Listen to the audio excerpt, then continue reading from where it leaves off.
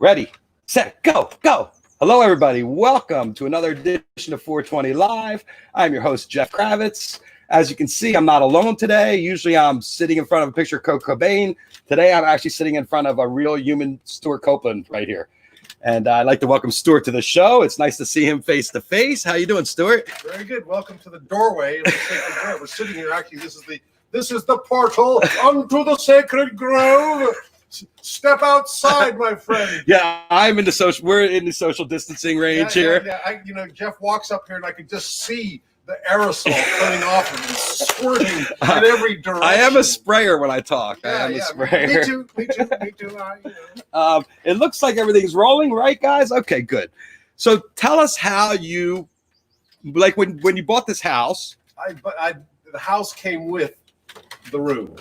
Was this the first thing you had to find? Yeah, and this was owned. It was built by Vincent von Huff, who is a famous studio designer. He built the A&M studios. I didn't realize until I was here for a couple years. It's a Van Huff. Oh, he built A&M studios. It's a Van Huff. A domestic grade Van Huff. Right. It's still a Van Huff. Well, A&M, that was the original Charlie Chaplin studio. Yeah, so this guy was old. Herb Albert studio. He's like super. He didn't work for me. The guy who lived here, who I bought this from, was a film composer called Michel Colombier.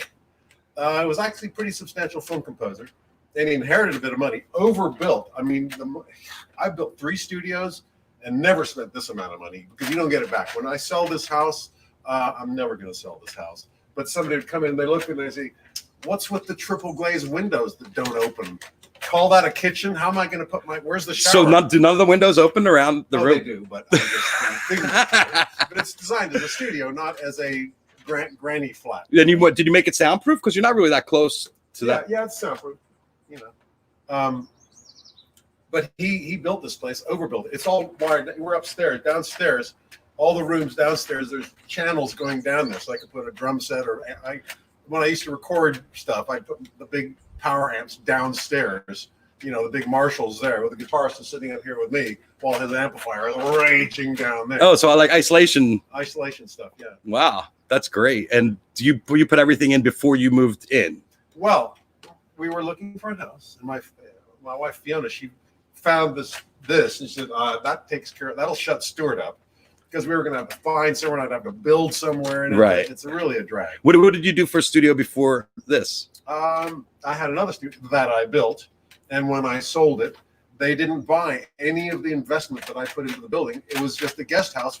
The walls were a little bit thick, but otherwise, they had to put up, and that did have double glazed windows that don't open. Huge right. So most of the people, I just want to make sure everything's good. Oh, good.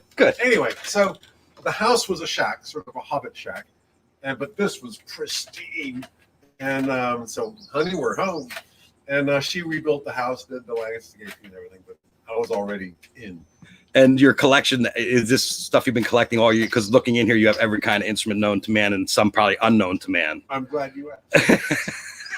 I have the world's largest collection of the cheapest instruments money can buy. I got tuba, I got trombone, I got cello, timpani, wazoo. I just made that up. Wazoo, the grand wazoo. Form of percussion. Guitars, I got Stratocaster, I got SG, I got another Stratocaster. So stuff you've been collecting all your life that you'd find along your path, and all in here. And have you used everything at one time or another? There are some things that are more decorative than some of the African ancient. Well, my pygmy drum. Would you like to see my pygmy drum? Yeah, sure. How you doing, guys? Turn that down. Now, this drum was made in the triple canopy rainforest of the Congo River Basin. And the pygmies, they're kind of an endangered species. And one species that is just slightly less endangered than the pygmies is the little pygmy elephants that live in the triple canopy jungle. And the pygmies hunt them on foot with spears.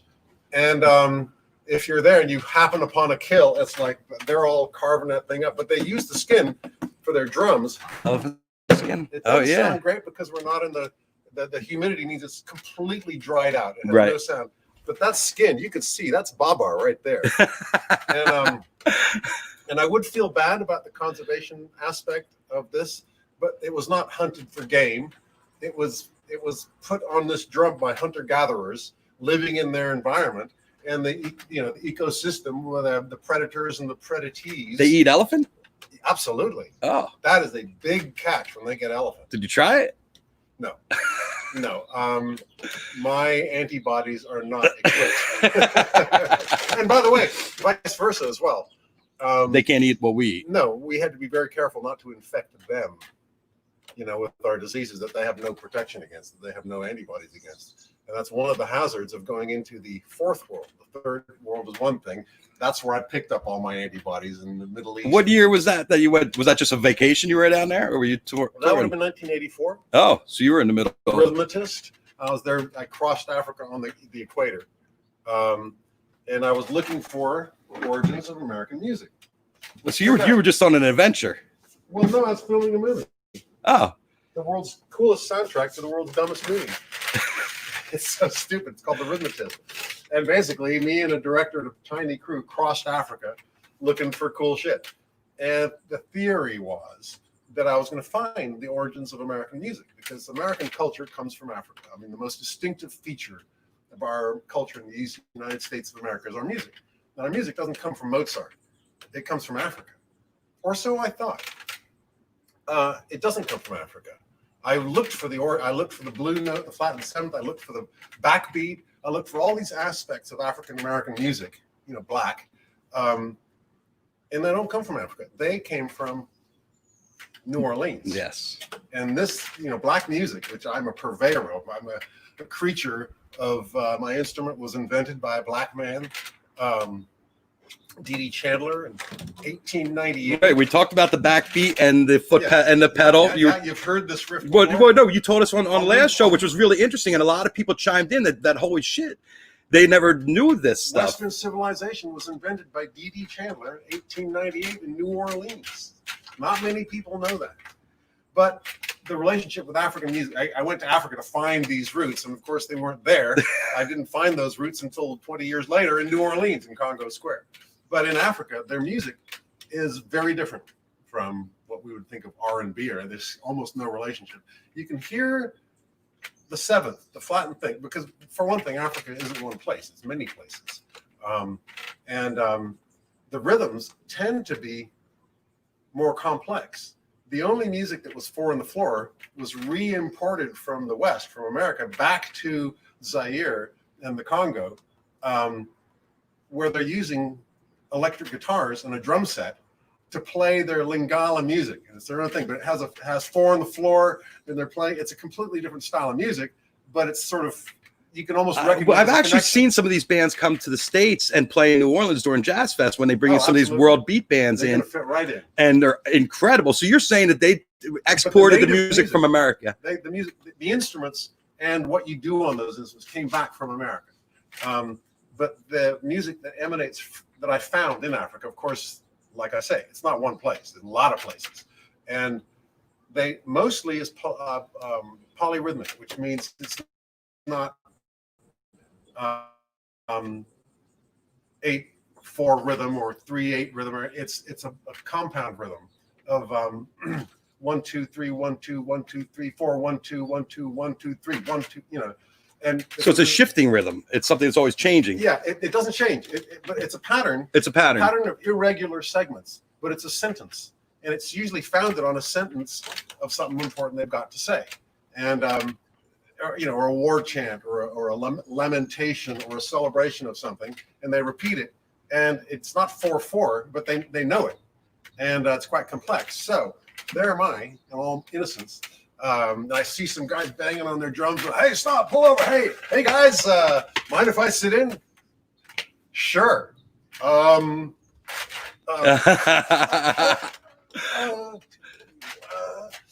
Little too complex. It'd be sort of like. Well, did it teach you a new way to count when you play also, or was there some stuff you were able to take, or is it just so foreign to what the music we know that you can't really apply it?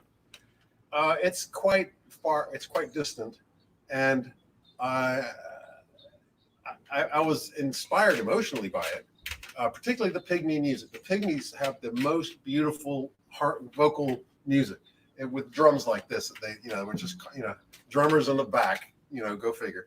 But their vocal music is just transcendently beautiful. Wow. And how long was your trip? We had a budget for about 3 weeks. We stayed for 3 months. And JP Dutilleux, my director, intrepid Belgian explorer, he is the real Indiana Jones. He's the guy who a lot of people would like to shoot because he's the guy who took Sting to the rainforest, Oh. I've heard his name before. He's a legendary character. Deal. Yeah, he is absolutely the real deal, and I'm there with him. And one feature of my friend JP is that he will not spend a penny that is not dragged from his tightly clenched fist. And so we were not staying at the Sheraton hotels. We were staying at wherever he could get some deal. He'd hornswoggle some Samburu warrior to let us sleep in his boma for overnight, up to our knees in cow shit, to save a penny. So he was able to stretch our budget out over a long period. Were there any disasters? Many. It sounds like one huge disaster. Except that there were disasters at the time, but now they're anecdotes. Right. The night I spent in jail in Zaire, in Kinshasa, was actually a wonderful experience because I discovered Lingala music. I'd been out across Africa.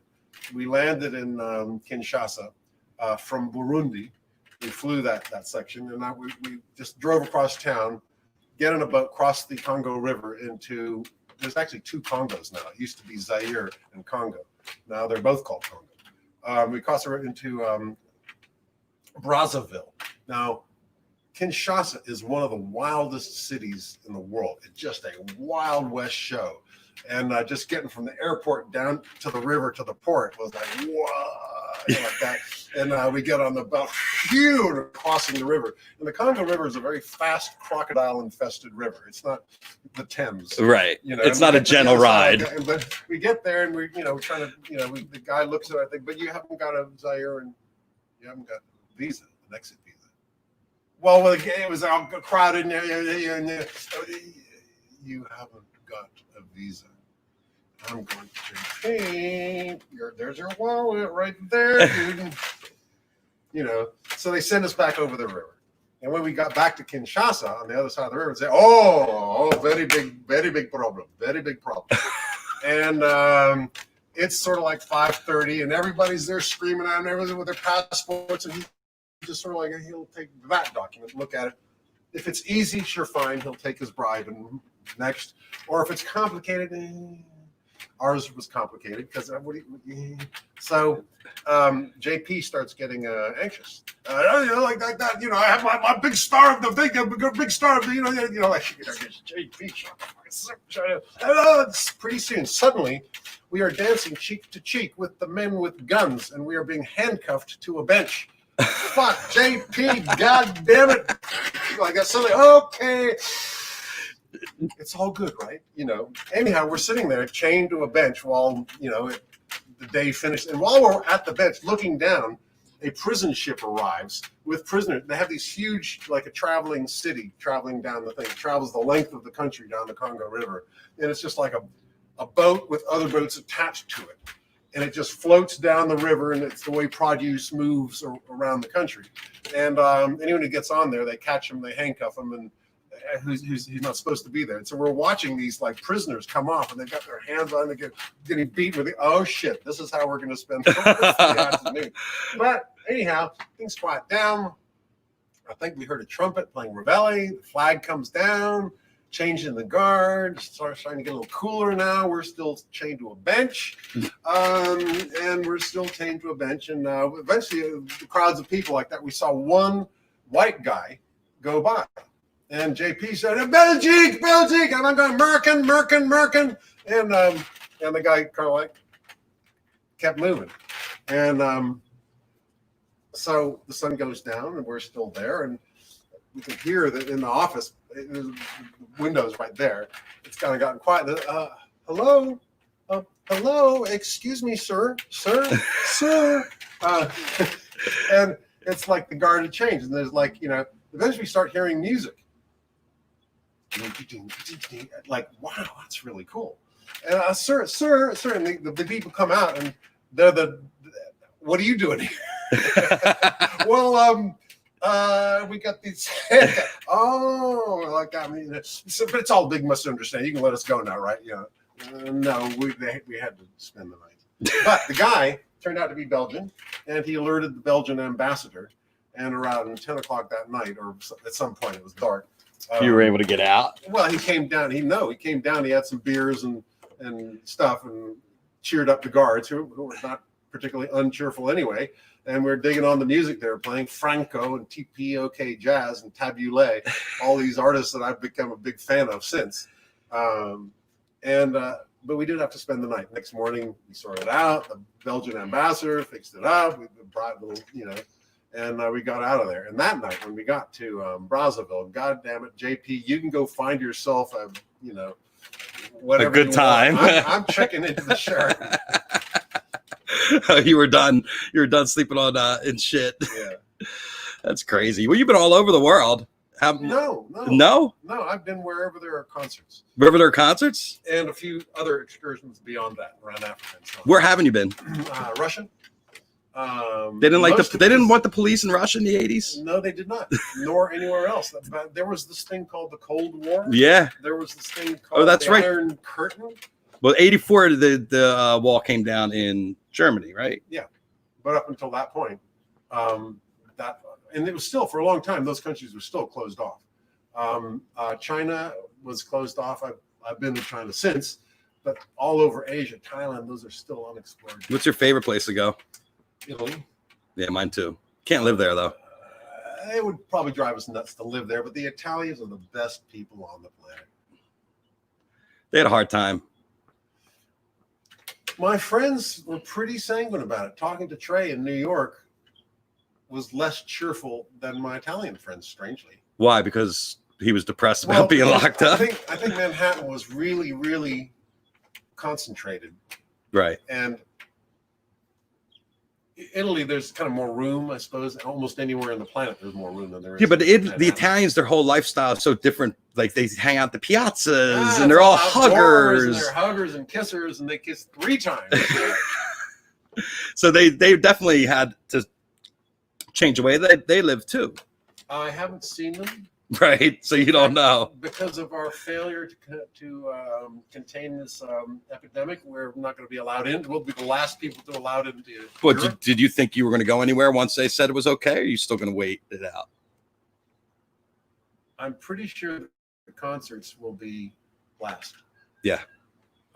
Concentrations of people indoors. Well, I think we need a vaccine. Yeah, and I think it's going to be a vaccine. But they're saying by the end of the year. Well, there's a lot of energy in it. I mean, but then they have to make it for everybody, and that's going to take time. Yes. So. Well, I hear that all the ones that they're testing, they're also mass producing as they test them. Oh, is that what they're saying? Yeah, and they're going to lose money, but whoever wins is going to win so big that it's worth being ready with whatever looks like it might work. Let's make it. Have you ever had anything like this happen to you? Like take you out of your game for this long to like just come along? Not for this long, no. Break a leg or anything like that? Illness would do that to an individual. The strange thing about this apocalypse, and we do in California live with apocalypse. What's the plural? Apocalypse? Yeah, I guess apocalyptices. Apocalypse. Fire. I've had to grab my hard drives and. That was recently too. Yeah, that was last year. Times. Yeah. And this is a better Holocaust. A better apocalypse than that because. You can't win. We get to stay home. Yeah. This is much worse because when that happens, it happens to people who live in this valley. It's not the whole world, but this one seems. I mean, look out there. The birds are singing and everything. I know. Shut up! Don't you realize it's a misery? It has been pretty nice, and now it's summer, and everybody's kind of forcing themselves. Yes, it's out. Kind of too bad because the threat has not diminished; it's increased. In America, yes, we've done a shitty job. We locked down here in the state of California. It's gotten worse, and that's the weird thing. We ate our vegetables, we locked our doors, we went home, we put on our masks, we did everything we were supposed to do, and yet we're worse than Georgia. which broke the rules, and they were not nice. But we also have a lot more people, exponentially. And as you test more, because there's 40 million people in California. Yeah, that's true. So, and Georgia doesn't have close to that. Well, Florida's a pretty big state too. Anyhow, we're supposed to be so virtuous, but we are, right down there with all. Well, now everybody's rethinking and reshutting. Yes. Shuttering. I think 3 people ruined it for everybody. I think Texas and Arizona and Florida. They were just so anxious to go out. I would very much enjoy joining you in this blaming.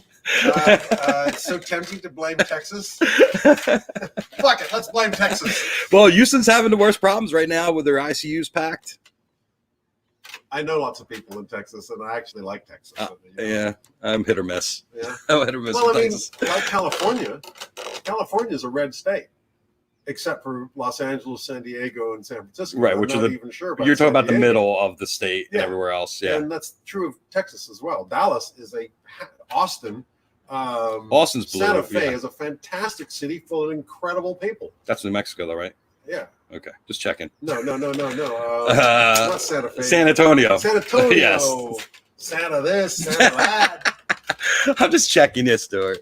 Have you talked to your bandmates? Let's go police. Have you talked to those guys? Yeah, I talked to Andy just the other day. Sting and I, we've been texting back and forth. I sent him my.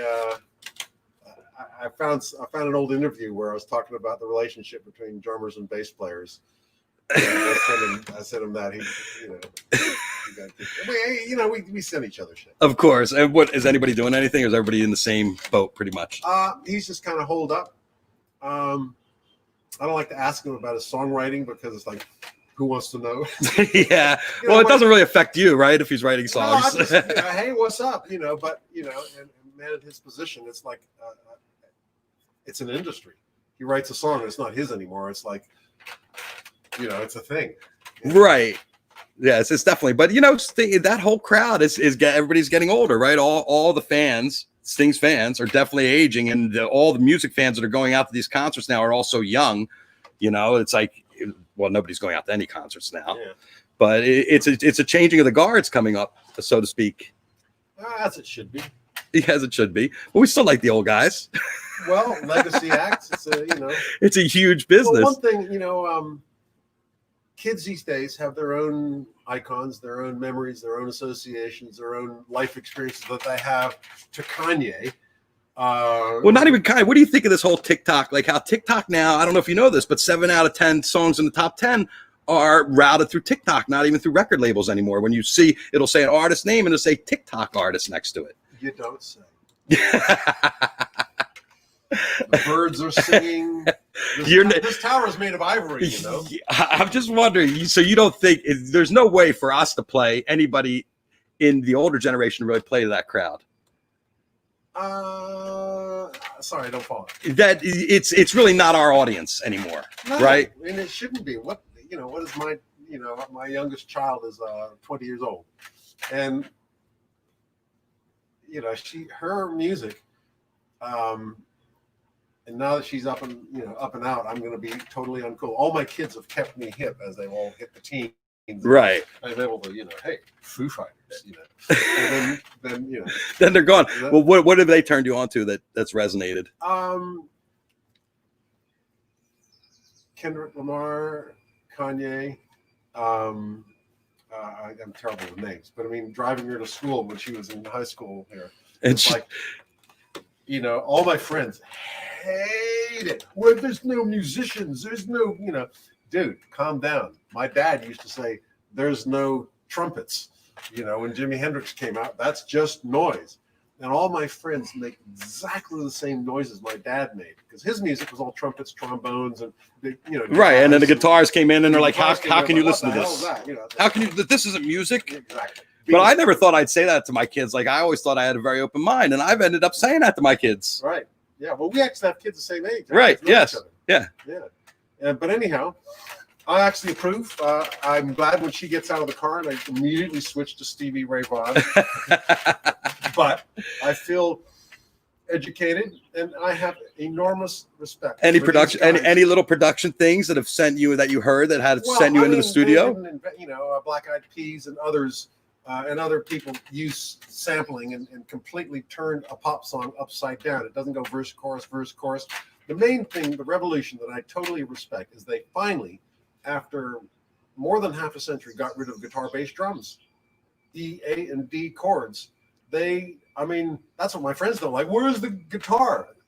Where's the 145? Yeah. And so that reinvention, after a very long time, rock music took us from, the Beatles, well, before that, Chuck Berry, through the Beatles and everything, through reinvented by Jimi Hendrix and so on. But the Sex Pistols had no idea that they were playing the same guitars through the same amps, playing the same E, A, and D chords with the same drum set configured to play the same backbeat. It's just the same music, a little faster and a little more pissed off, Right. with an entirely different hairdo and attitude. and attitude. That A little bit. And then the new music's like bass and drums, or it's just more stripped down. Bass and drums. It struck me when my kids introduced me to bass and drums. I went, "Oh, this ought to be good."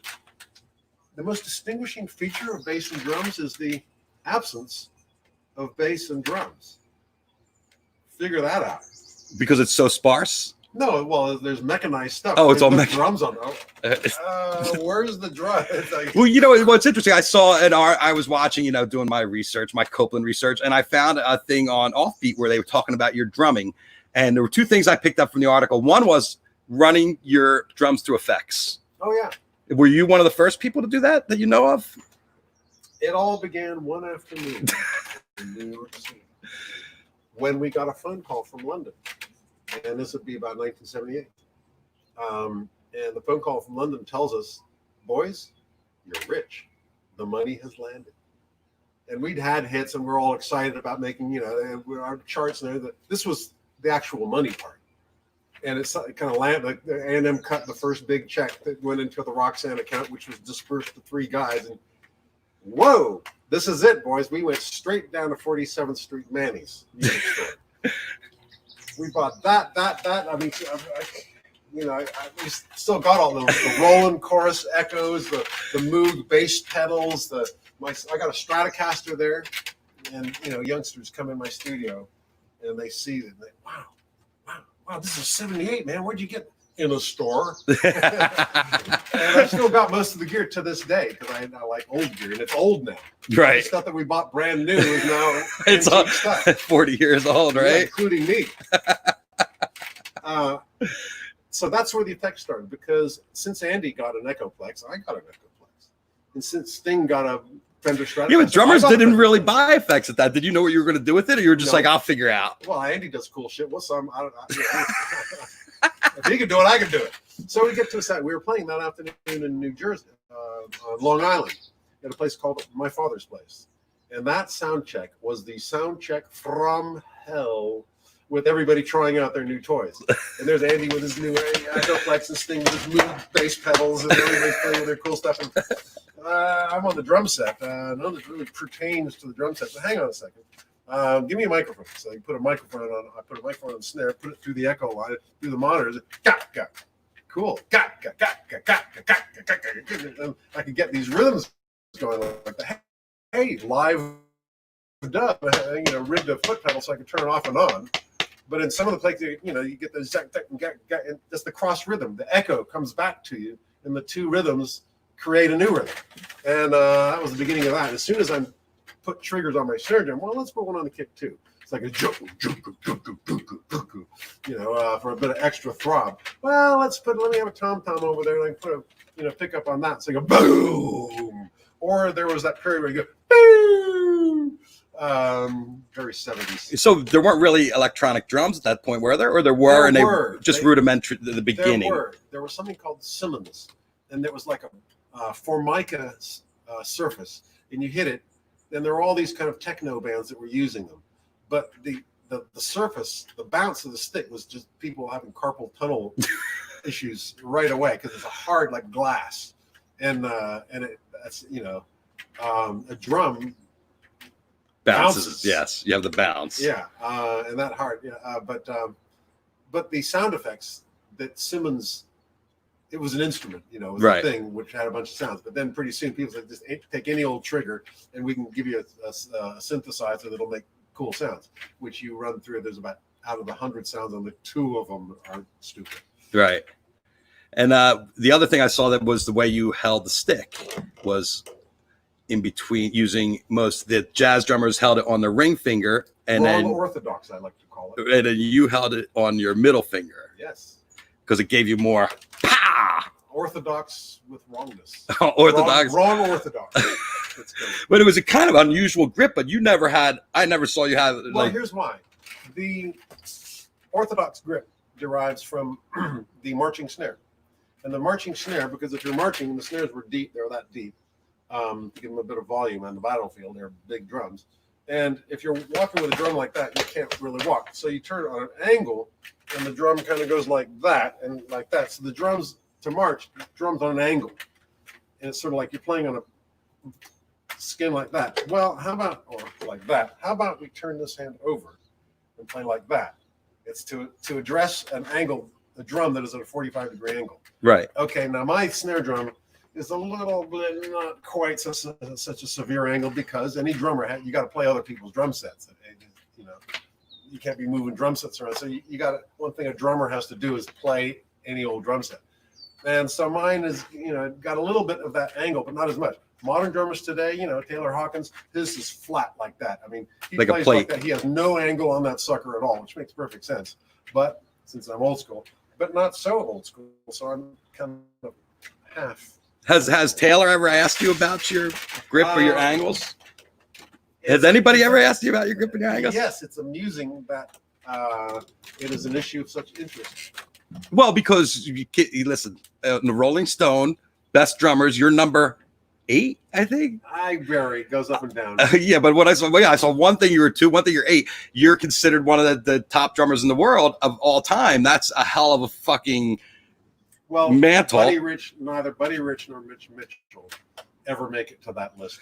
Which means it doesn't. Right, because it's based on popular. It's based on people that people know. Include the real deal. Is there a list with Buddy Rich on it and Mitch Mitchell and you? Somewhere there's a list with Buddy. In my heart, there's a list. Where are you on that list? Behind Buddy Rich and Mitch Mitchell, but probably right behind. Yeah, up there behind. Behind that little guy, Travis Barker. Jesus Christ. He's a good drummer. He did. I talking to my buddies. He did Drumline. So he's. I mean, I don't even know what band he plays in, but his clips where he does his stuff, where he twirls his. Yeah. I want that. Blink 182 was his band, and I mean, he's really got great, because he does it with a great feel.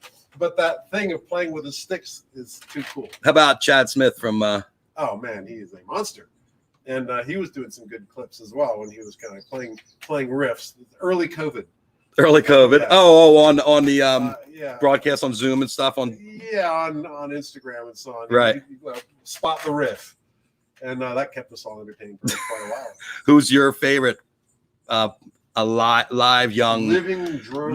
Let's say from not your generation. From to whom should I bestow this blessing? They're all great. I mean, there's so much talent. They're all great. They spend so much time practicing, and they all start so young. I talked to Nikki Glaspie yesterday. Nikki, she played with Beyonce. She's Beyonce's female drummer, and she had been playing from the time she was 8 years old in the church. I'm telling you, on Instagram, I've got fans, Elise Trow, Pocket Queen, Sheila, anything Sheila does. Sheila was here one time. She took me to school. There's every generation. My father was a trumpet player, right? And he would marvel at kids these days, and just coming out of Berkeley, can hit notes that during his day were legendary. It's same in Olympics, same in sports. It's just humans seem to be getting better and better at almost everything. Right. And so kids these days with technique on the drum, they start where I left off and take it beyond, Incredible. Talk about, and last time we talked, you also talked about Police Deranged. That's my day job. That's what you've been working on every day? I'm arranging for orchestra. And there was these police tunes that I kind of screwed up. I deranged them for soundtrack to this movie. Now I'm taking those derangements and orchestrating for a big ass orchestra for me and 3 singers, 3 hopefully African American singers with that big sound. So just drums and vocals, or with the orchestra, 60 piece? Just drums, vocals, and 60 orchestra. Yeah, that's all. Yeah, and I'm on Message in a Bottle, which is very challenging. You know, that right. And there's 2 of it, by the way. There's an overdub, which is a third away, and so it's like there's 2 of them, you know. But for Andy can play that all night, and it has charisma because there's a guy playing it. Right. And there's just a thing about a guy playing it. Now, when 60 guys play it, strangely, all the charisma goes because it's just not the same. And so you've got to you got to goose it, you got to vary it, you got to change it, you got to color it. And that's the fun thing about an orchestra. It's very different from a guy playing thing. You know, Andy could do that, but to recreate that with 60 guys actually takes a lot more brain scratching, you know. Well, weren't you integrating different songs into different songs, or is that kind of changed? Yeah, those are the derangements. They're the derangements that I could not cut up was Message in a Bottle, and so that's not a derangement. Is that just because of the way it is? Form, the way too hard to mess with. It's like a diamond. It does not. You can't cut it. I mean, it just, you know, it's kind of impressive actually. But that guitar part, you know, so I've got the string doing dun, dun, dun, dun, and then the woods going so you're allocating the notes in the different. And then you can, you know, and this one it's the woodwinds, the big ones, you know, bassoon, bass, clarinet playing part of it, and then the little ones playing the other half of it, you know, the oboe, flutes, and clarinets. And so you bounce them off. That'll get you through the first verse. Okay, second verse, let's have the brass guys, you know, okay, now on the trumpet, that's got a little bit too. So, but this has to be all in your head because. Well, no, there's no real way to. No, making music come out of a speaker, you just mess with it, it sounds great, and you're done. To put music on a page. Now, I'm not actually making the music here. Right. I'm making a page. You're basically writing the instructions. Yeah, instructions for them to play it.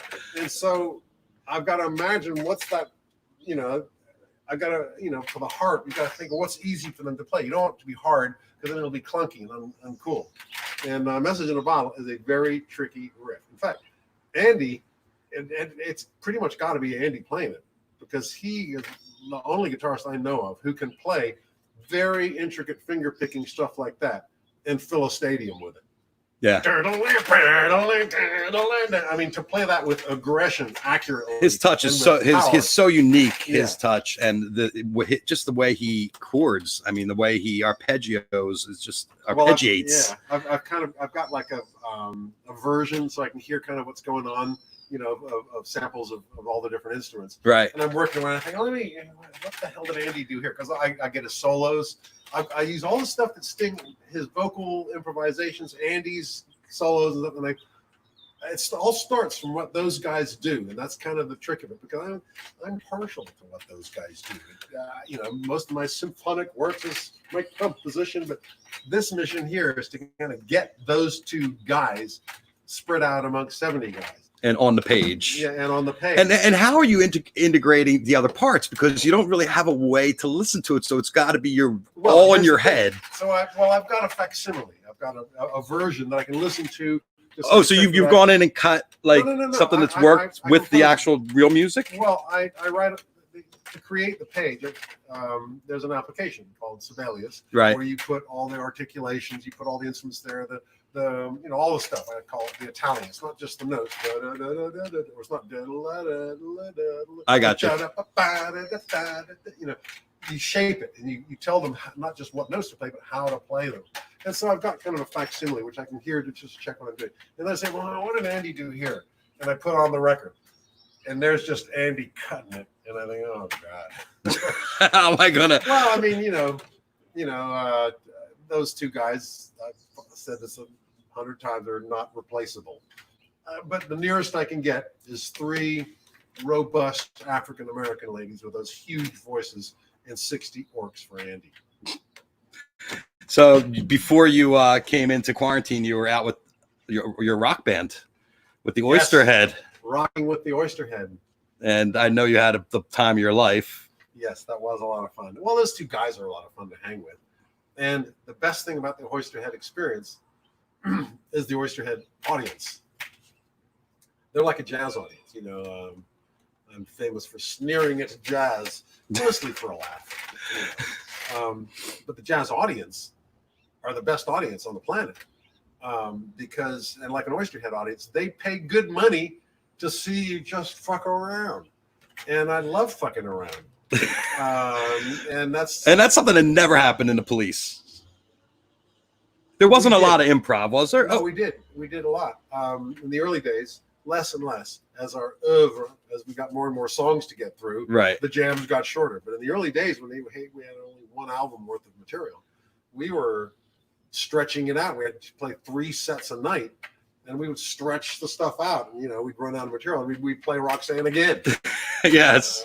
But then when you sat down with Les and Trey though and got a load of their act, did it remind you what the Police did, or was it way past where you guys would go? The Oysterhead is way more indulgent. Way more indulgent. It's a crime against pop music what Oysterhead gets up to. But that's what this particular audience comes for, and I love them, every one of them. I wish to hug them. Socially distant. It's socially distant hugging. Well, they love you, and we were all ready to rock out to some Oysterhead. Bonnaroo just passed us. Yeah. The Police played Bonnaroo. We did. And I know that you were really high on it, but I don't think your buddy was. I wanted us all, as a band policy, to drop acid for Bonnaroo. Oh, really? I put it before the committee. I was laughed out of the room. Wait, has the Police ever dropped acid as a unit and played a show? Stage. Never. No. Have they ever dropped acid Come off on, stage? guys, Wait, how about off stage? Everyone in the audience is going to be out of their tree. Come on. Wait, we know stuff. We can do this. Stuart, Come on, guys. your big idea for Bonnaroo was like, come on, we can all eat acid and go out on stage and play. Could we at least start a rumor that we were high on acid? And you were It laughing. actually was a great show. And, when you play festivals, it's very different from when you play your own audience. And, Isle of Wight was the same thing. And when you go to play a festival, they're not your people. They're everybody's people. They're there to see all the different bands. And now, great, the Police are on. Let's check them out. I think I know a couple of their songs. Let's check it out. So you've got to earn it. You go out there and you've got to earn it. And so I like it when Sting has to earn it. When he has to earn it, he fucking burns down the place. I like it when it's not so easy, because he's not going to not win the night. He's not going to not be the most incredible thing that happened that night. Yeah, the energy's palatable that he has on stage. Yeah, and I like it when he's challenged. What was the first festival you guys played? Do you remember? Pardon? What was the first festival you ever played? Do you remember? First festival we ever played? I don't know, Reading Festival. I forget which was the actual first one. Something in England. Yeah, probably. And do you remember anything from there? Because that's a lot of people to go play for the because it's just the first time playing in front of tens of thousands of people. The bands is that the bigger the audience, the more comfortable you are. And I'm pretty sure I speak for all of my brethren. If the most excruciating, nerve-wracking, terrifying audience is your high school. Right, because you know everybody. Yeah, you walk out there, they're all. When you walk out in Shea Stadium, you walk out of Dodger Stadium, you're master of the universe before you even done anything. The occasion itself kind of, is reassuring. And you rise to the top. Well, it makes you feel important. Right. And which is part of what the dance is all about. Have you ever felt that the audience wasn't jiving? Oh, yeah. And it's not because they weren't jiving. It's because they're jiving just that much less than last night. You're only as good as your last gig. The last gig that you really felt was happening? Tonight was better than last night. We kick ass. We rule. We kicked our ass. We blew our minds. And then the night after that is not quite there. We suck. That's, It's like being a manic depressive. This is the sad life of a composition. In and out. And what else are you working on? The opera's finished? I know that I was shipped the opera. It was supposed to be, where are we? June. It was going to go up in July. It's now July next year, by which time I will have written another opera. When I finish this police stuff, I immediately close that book. My shows were, Seattle, Vancouver, LA, all these shows are all pushed into 2020. And so is that opera. But when I finish writing this, there's another opera I'm writing for Italy. And they're both going to premiere within a couple months of each other. Oh, because of the way it all played out. Got pushed back. So is this something that you were hired to do before, or is this something that was just inside of you that you had to get out? It's commissioned. Get commissioned, and subject matter. How do you come up with subject matter and stuff like that? Well, the German one is the German National Opera, very fancy, in Weimar, and they commissioned a piece. What do you want to write?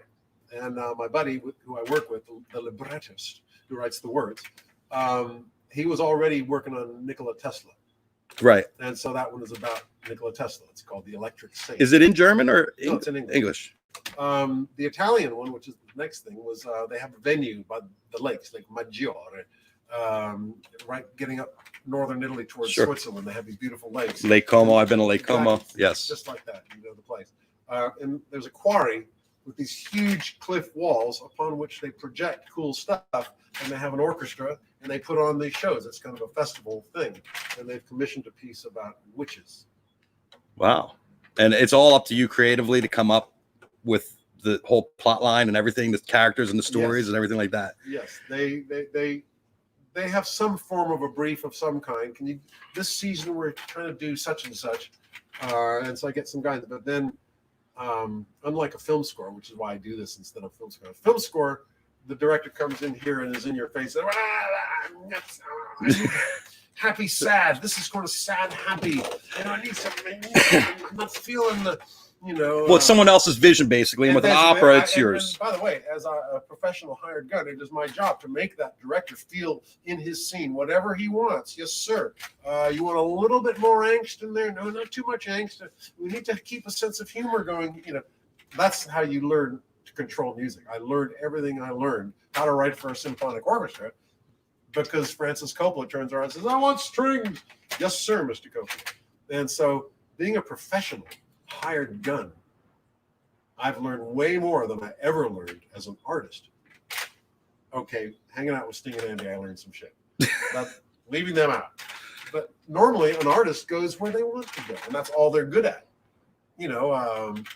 A professional has to go places he wouldn't go voluntarily and learns therefrom. One film score I had, Rodgers and Hammerstein, they bought a bunch of Rodgers and Hammerstein music, which they wanted me to twist because it was a black comedy about these people, and they wanted me to take this Broadway music or turn it into a horror score, but recognizably those tunes. And so I had to up to my nose in Rodgers and Hammerstein. I hate Broadway music, but I had to realize those guys, the way they get from the thing into I get it. It's a certain way to storytell.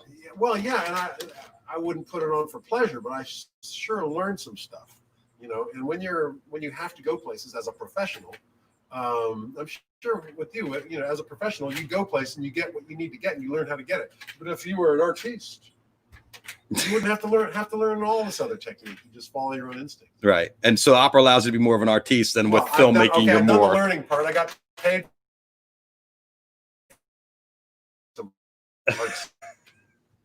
Let's see. You got the operas, you got the Police Deranged, the Oysterhead. I'm still making television shows for the BBC. There's two of them. Unfortunately, they don't play in America. One day, and they're not on YouTube or anything? No, because the BBC in England has these licensing deals where they can put Led Zeppelin, Beatles, whatever, into their documentary. Try and license that for the American territories, yes. And no, it's just beyond anyone's budget. But I'm doing a lot about that. And what are the shows about? I did one which is about drums and drumming, Mm-hmm. and the other one, what is music and why? Why does music make us do? What, about 30 minutes each, or? No, there are 3 1 hours. And I talk to shrinks. I talk to musicians, and music has more power over us than anyone. Are you going in with and interviewing people face to face, or are you doing it? Or are you just getting the information off of Zoom? Traveling around, I meet people, and I went to Princeton. I went to Harvard. I went to so this is all stuff you shot previously. Yeah, I also went to Holy Rolling in Mississippi. I went religion. I did a lot of religious stuff, Wells Cathedral and stuff. And the combination of music and faith is really strong, really potent. I'm not so faithful myself, but you cannot deny that the combination of faith and music is very healing, uplifting, improving, a real blessing. I mean, I have a lot of respect. I go to this one group called Hillsong, and it's an enormous commercial operation. They sell loads of records. They make, but it's for Jesus, right? And you go to their event, and it's really beautiful. The music sounds like U2 kind of. It has that anthemic quality, but it's all, and Jesus is my Lord, and I take the sword, and everybody in the room is healed, improved. Well, have you been to Agape? A what? Agape. What's that? Agape is a group. It's a religious group, but it's all based on music instead of a secular or worshiping Jesus. It's a large group. It's on like in Inglewood. They worship G flat minor seven. Yeah, it's all music. You'd love it. And the music's very up. Daddy would show me what it is. Do you know chords? You know. I saw you playing guitar. No, I know chords on the guitar. Right. But I don't write. The music is revealed to me. I don't have to name it. I just have to put the dots on the page. I don't have to say, I think I'm in G flat here. Well, yeah, because drums don't really. No, because I mean. But you can tune drums. You can tune drums, can't you? On a Beethoven score, orchestral score, it doesn't say G flat minor. Right. The notes are all there. It is what it is, And I kind of operate that way. I don't have to name the chords unless I do. I have to. There are times I have to figure out if I have a solo. Somebody's going to take a solo, which is very rare in the orchestral world. I'd learned. Okay, we got 16 bars here. Anyone want to take a solo? They do not want to take a solo. But occasionally I have them in there. And they come on. There must have you first viola. You'd like to play a solo, wouldn't you? Like an improv, improv solo in the middle of an orchestration. Yeah, so I have to give them the chords to that so they know where the changes are. And I have not been disappointed yet. They will rise to it, and they just because the same way that rock musicians are kind of in awe. How do you make a guitarist turn down? Put a sheet of music in front of it. And how do you make an orchestra turn? Stop, take the music away. So these people, their life is not improvising, it's obeying the page. So ask them to just make something up, as an entirely new world. But you push them off the cliff and they will fly. Why don't you tell us a little bit about what do you think's happening to our wonderful country right now and in our world? I have been angry for years. I grew up outside of America. I learned about American history from outside of America. And I came here and I found out it was not what I thought it was. We had, back in the day, we had a brass section called Chops, 3 African Americans, and sort of traveling with them and seeing America through their eyes really got me. And it's sort of like gun violence, where we're almost kind of used to it. It's like there's nothing we can do about it. And so you just kind of, years later, Stanley Clark's late for, rehearsal. Well, I was at Beverly Hills. I ran in the store and I wanted to pick up a nice rock for my anniversary. And I was up against the wall and I'm are you kidding me? You are royalty. You are American royal. You are worth more to this nation than the entire staff of Neiman Marcus. Are you? He's Stewart. Thank you, but this happens all the time, and it's hard to conceive. It does. Every African American person has lived through this, and I've been aware of it, but it's kind of beaten down, and now we can see it. We saw Rodney King happen, And we thought, well, a few bad apples. I mean, I knew from my friends that no, it's not a few bad. This happens every day, living while black. But to see them, and then in the last few weeks, to see many of these instances, Unbelievable. This is not right. These are my brothers and sisters. It's not right. And it's amazing that every time we digest one video, there's another one within 24 hours. Well, the good news is that more, I think I have black friends. I play black music. I think I get it. But the country, all those people on those streets, I think it's clear that we as a nation don't want this. We don't want our cops beating up on our brothers and sisters. No. Well, we don't want the cops doing this. I mean, it's just ridiculous. It's just not our country. I want my country. When I was at boarding school in England, watching the Olympics on TV, and America won, as he usually did, and black man there with his fist up. I'm so proud. I didn't know what it meant. I found out years later what that meant. Right. Black pride. I don't even know what they called it then, but it was because I was taught that Abraham Lincoln fixed everything. We were why do you think they taught us such bullshit in school and didn't teach us the story? Was just to keep the systematic racism? Was that part of the system? Was to not educate the people about what had happened in their own country? Comfort, security. I think most people, now we know. Now we see it. We're pissed off. We're angry. We're not going to take this anymore. And all those people in all those cities and all those politicians see what the people really think. Nobody asked us before to really make a stand. And I think laws are going to change and changing right now. No, it's happening. Yes, it's happening. Yeah. You can't change what's in people's hearts. You can, they talk about systemic racism. Sure, fine, but I think it's in people's hearts. I think it's a human endemic, and I think the hearts of most people want to fix this.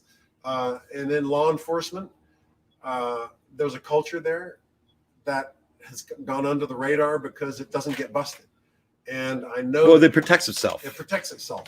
And in that environment, good people can be infected.